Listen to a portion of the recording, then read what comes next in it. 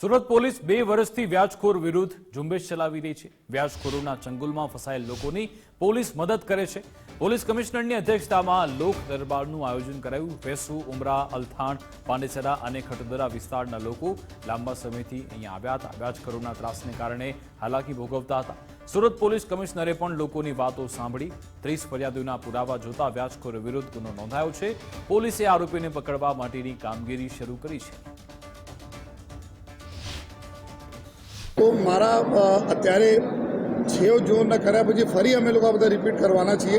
लोक दरबारना आयोजन तो मारे बधाने रिक्वेस्ट है कि आपने आप बधाने अहींया अमुक लोग अपना प्रोत्साहन आपता था कि 25-30 हज़ार से चालू करीने एना तो 3 लाख 4 लाख तक व्याज लई लीधा है।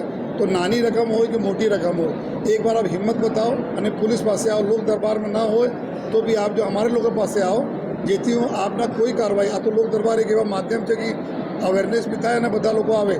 एना सिवाय पर जो आप अमे लोग पास आवी सको अने 100% जेटला भी आ व्याजखोरो छे एना विरुद्ध अमे कार्रवाई करीने एना पछी 2 થી 1 થી વધુ गुना रहेशे तेना पर अमे पासा भी करवाना छीए। आपना मुद्दा माल भी रिकवर करवाना छीए।